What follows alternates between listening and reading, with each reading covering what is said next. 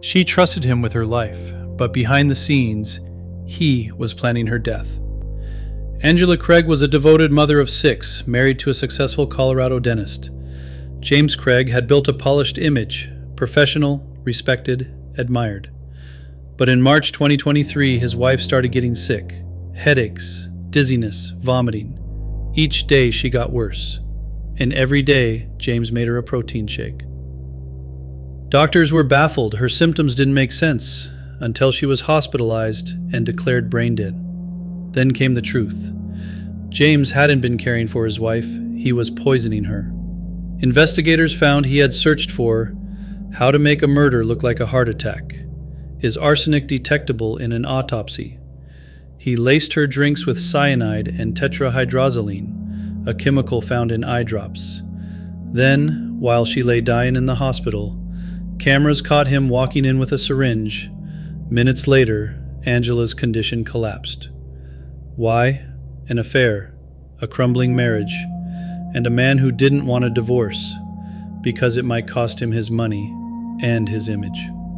Even from jail, James Craig kept trying to cover it up, asking others to fake evidence and even offering $20,000 to have the lead detective killed.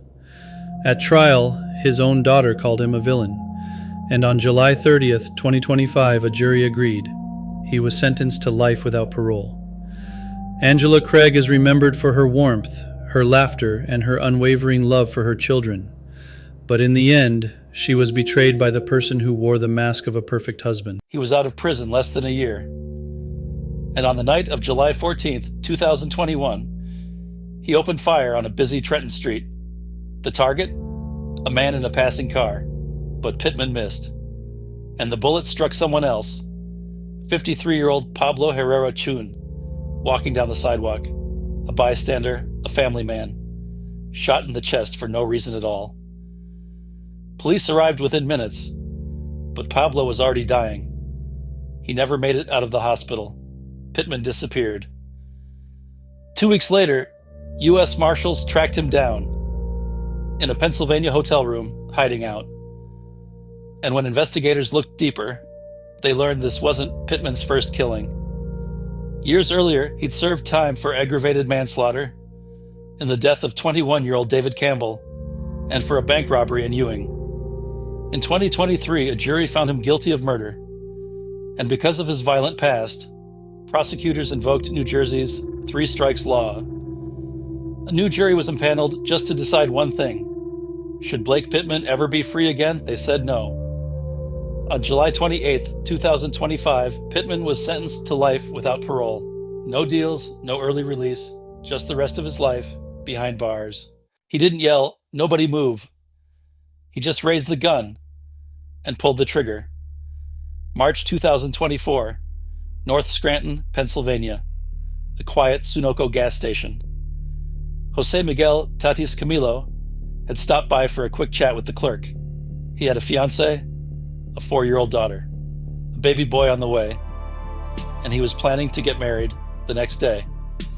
But Shelton Miles had other plans. He walked in with a gun, and within seconds, he shot Jose in the head, then shot the clerk in the leg, stepped over Jose's body twice, grabbed the cash from the register, and walked out. Prosecutors say it was premeditated. Miles had spent hours gambling earlier that day. This was about getting more money. To gamble more. He was arrested 2 hours later, and when asked why he did it, Miles, who had represented himself at trial, couldn't say. In May 2025, a jury convicted him of first-degree murder, and on July 30th, he was sentenced to life without parole. As he stood before the court, he admitted it all. "I killed an innocent man," he said. "A man who didn't do anything to me. A man I didn't even know. It's something I can't correct. But for Jose's family, the damage had already been done."